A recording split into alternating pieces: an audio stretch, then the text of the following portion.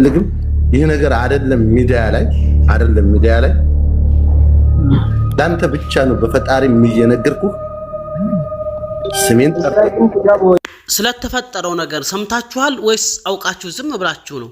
እንዴትስ ጨከናችሁ? እንዴትስ አስቻላችሁ? በታላቁ ዓሊም በሼህ ሰይድ አህመድ ሙስጠፋ ዙሪያ የሆነውን ሰምታችሁ ዝም ብላችሁ ነው? ጨከናችሁ ነው? አልገባኝም። ስለሳቸው አዲስ መረጃ እየመጥቻለሁ። ልግም ይህ ነገር አይደለም ሚዲያ ላይ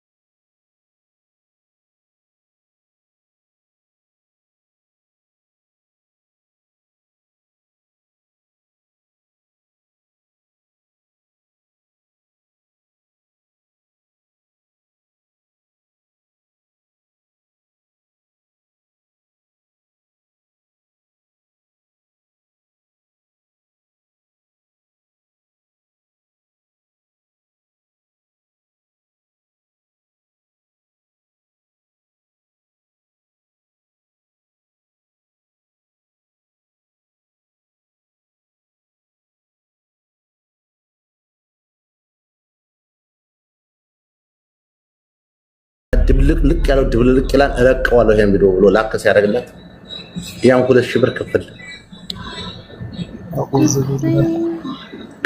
ያንን ተው 8000 ያኖራለች ዘንዳ ማለት 2000 ብር ሰጠችው 10000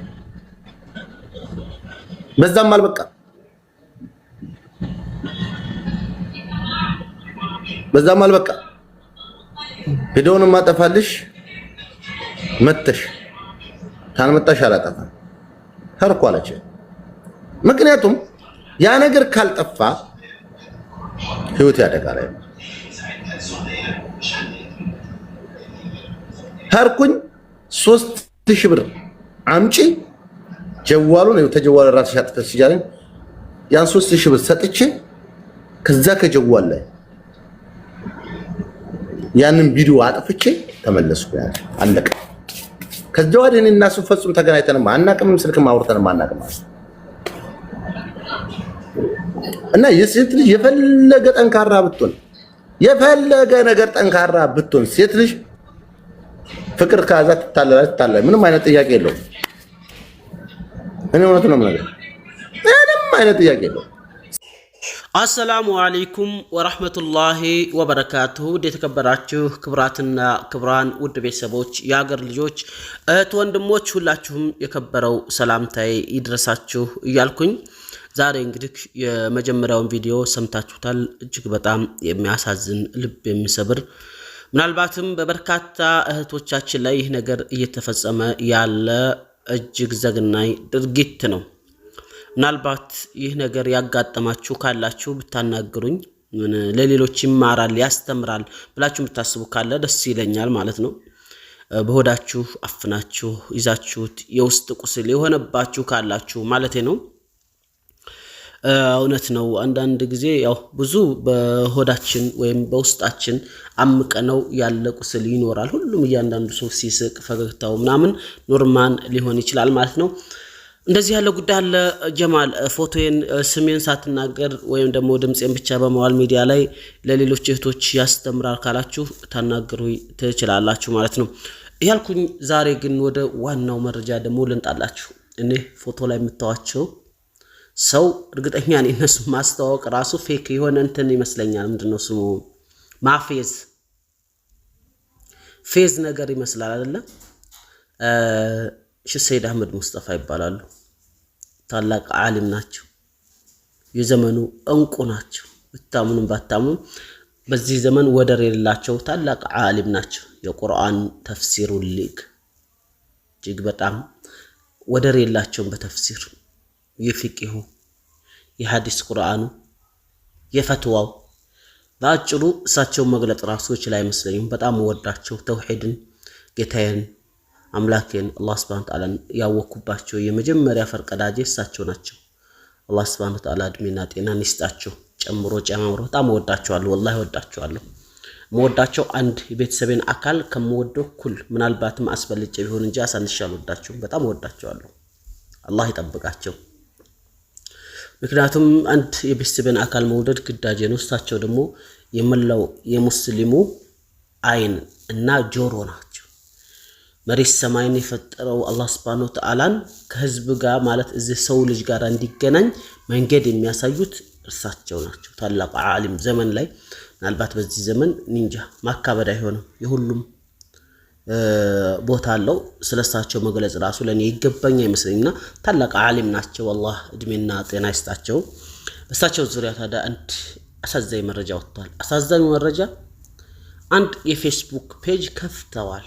በራሳቸው አንደበት በራሳቸው እጅ በራሳቸው ስልክ በራሳቸው ግን ፎሎ አላደረጓቸው።